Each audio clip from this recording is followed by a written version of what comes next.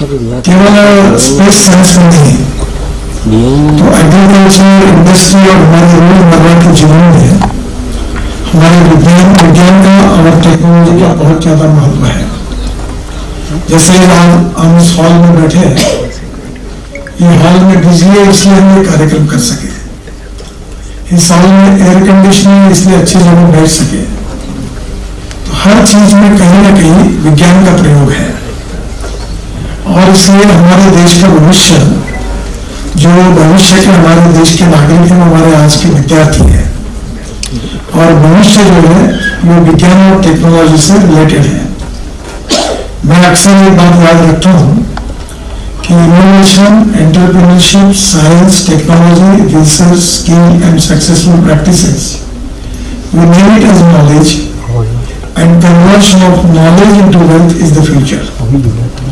और ये जो नॉलेज है ये शिक्षा से प्राप्त होता है, पर शिक्षा में जब हम लोग शिक्षा का अभ्यास करते हैं तो उसके साथ नॉलेज के दरवाजे हमारे लिए ओपन होते हैं। पर जब एक बार हम बेसिक बातें समझ जाते हैं तो उसके आधार पर हम अनेक प्रयोग करते हैं। मैं 2004 से एक प्रयोग पर काम कर रहा हूँ कि इस देश में फॉसिल फ्यूल का रिप्लेसमेंट हो। हम 16 लाख करोड़ का फॉसिल फ्यूल इंपोर्ट करते हैं, पेट्रोल, डीजल और गैस, और जिसके कारण प्रदूषण भी होता है।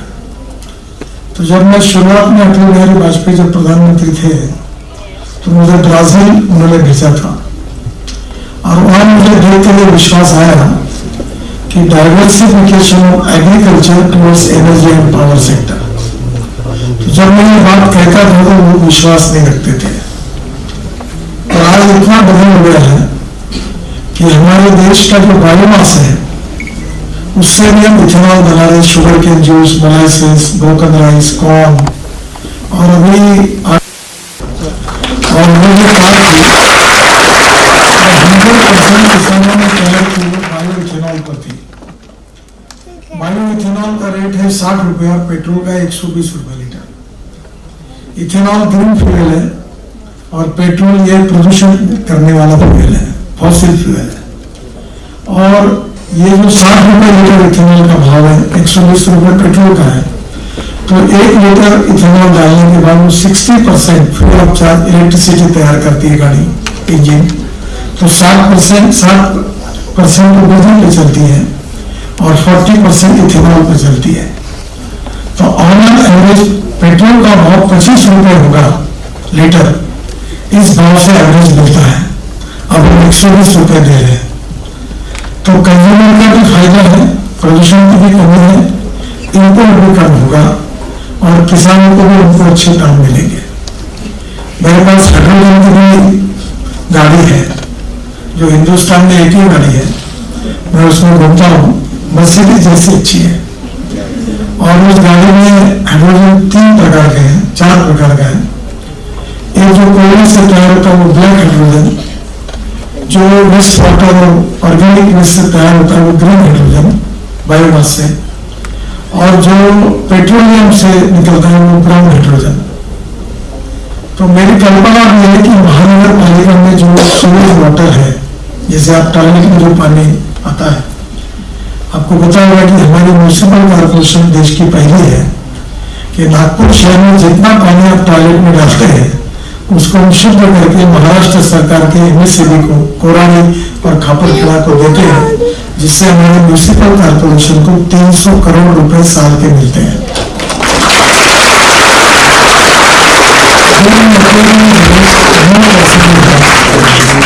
It is depending upon the appropriate technology and vision of the leadership that you can convert waste into wealth. अब मेरी कल्पना ये है कि ये जो पानी है इसमें मीथेन है, और इसमें से हाइड्रोजन तैयार करना, और हाइड्रोजन तैयार करने के लिए इलेक्ट्रोलाइजर लगते हैं। We are number 1 in the world in manufacturing of electrolyzer. Bangalore में तैयार होते हैं, उस कंपनी का मैंने उद्घाटन किया था, पूरे अमेरिका में एक्सपोर्ट हो रहा है। और उसका जो हाइड्रोजन मिलता है वो 300 रुपये किलो जाता है, क्योंकि 1 किलो हाइड्रोजन को 50 मिनट बिजली लगती है। पर अभी बेंगलोर की एक हिंदुस्तान ऑर्गेनाइज रिसर्च इंस्टीट्यूट ने बायोमास से हाइड्रोजन तैयार किया। और अभी मुंबई में हमारा जो केमिकल इंस्टीट्यूट टेक्नोलॉजी की इंस्टीट्यूट है, वहाँ डॉक्टर यादव करके बहुत अच्छे वैज्ञानिक हैं, उन्होंने भी मुझे फोन करके बताया कि $1 से कम हमने हाइड्रोजन तैयार किया है और वो हाइड्रोजन से गाड़ियाँ चल सकती है, steel industry, chemical industry, pharmaceutical industry चलेगी। और आज हम ऊर्जा को आयात करने वाले देश हैं, हमको आने वाले 5-7 साल में ऊर्जा को निर्यात करने वाला देश बनना है। 16 लाख करोड़ का अगर इंपोर्ट बचेगा और अगर हम ऊर्जा निर्यात करेंगे तो हम विश्व की सबसे बड़ी आर्थिक शक्ति बनेंगे।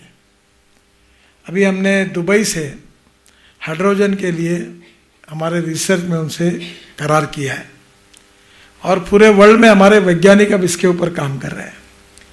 ये स्पेस साइंस भी उसी प्रकार से है। हमारे जो वर्ल्ड में तीन देश है जो अभी तक चंद्र पर जाकर उनने यशस्वी प्रयोग किया है।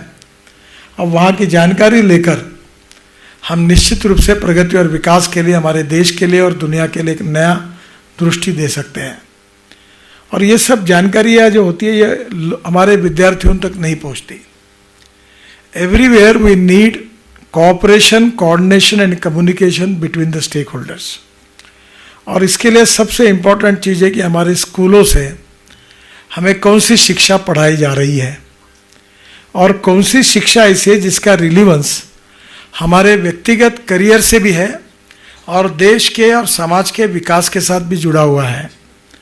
अगर ऐसा कोई रिसर्च होगा जो इम्पोर्टेंट होगा पर जो हमारे साथ जुड़ा नहीं होगा तो उसका क्या उपयोग है।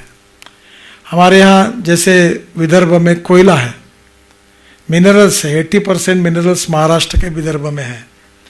तो अभी मैग्नीज है, हम मैग्नीज इंपोर्ट करते हैं, हमारे यहाँ मैग्नीज की माइंस है बहुत।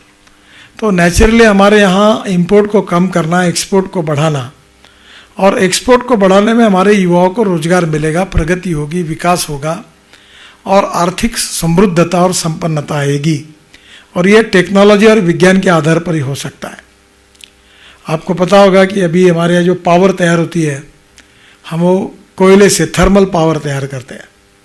फिर ग्रीन पावर जो आई वो बायोमास से तैयार होती, को जनरेशन। फिर विंड पावर आई जो आपकी बड़ी बड़ी टरबाइन है जो हवा की जो गति होती है उससे पावर तैयार करती है। फिर हाइडल पावर आई वो समुद्र में तैयार होती है। अभी जियो थर्मल पावर का भी हमारे यहाँ संशोधन शुरू है। और आने वाले समय में हमारे यूरेनियम, थेरियम, ये हमारे देश में इसके रिएक्टर है और थेरियम हमारे पास बड़े प्रमाण पर अवेलेबल है, यूरेनियम की कमी है। तो ऊर्जा के बिना ना इंडस्ट्री चल सकती, ना समाज का जीवन सुसह्य हो सकता है।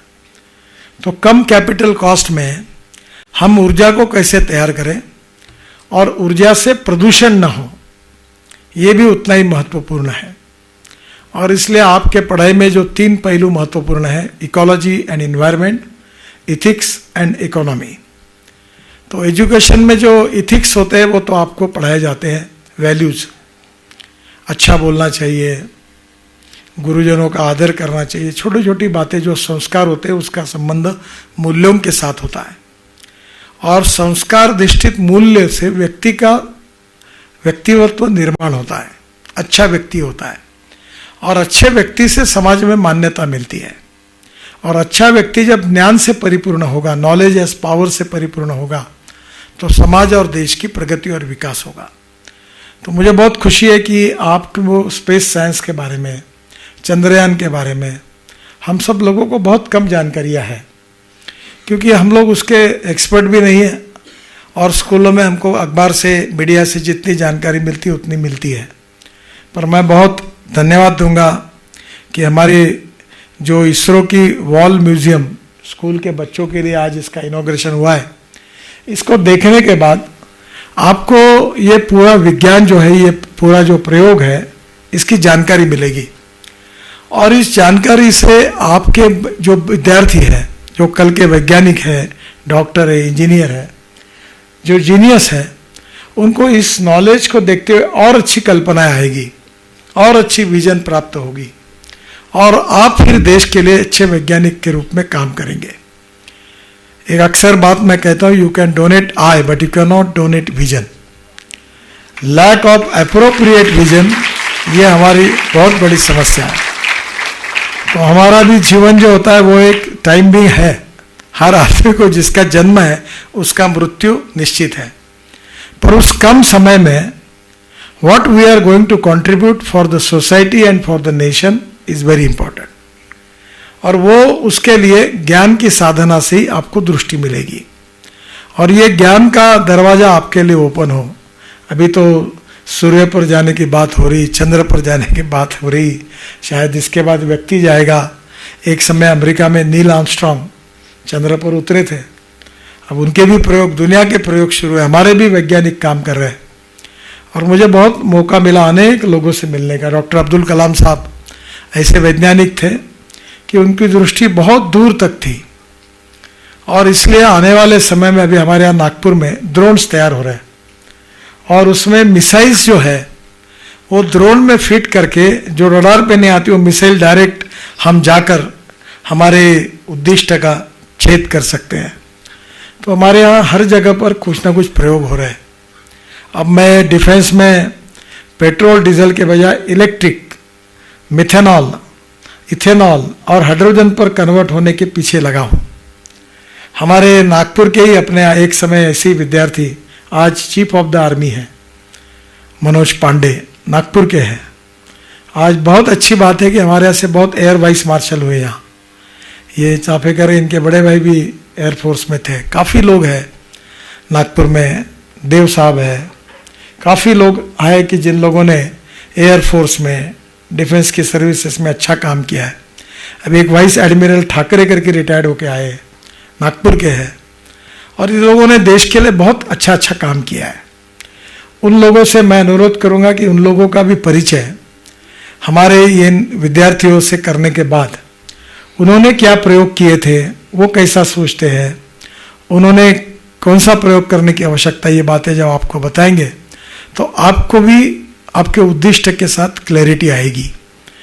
आज जो ये कार्यक्रम हो रहा है, ये मैं भी इतनी जानकारी मेरे पास नहीं है, पर इसरो ने मुझे बहुत बार बुलाया है, पर मुझे जाने का भी मौका नहीं मिला। पर अभी जब ये चंद्रयान यशस्वी हुआ तो इसरो के जो प्रमुख थे उनसे अभिनंदन करने के लिए मैंने फ़ोन किया था, क्योंकि हम सब भारतीयों को बहुत एक अभिमान उनके प्रति निर्माण हुआ है, और इसलिए ये आगे और जाना है।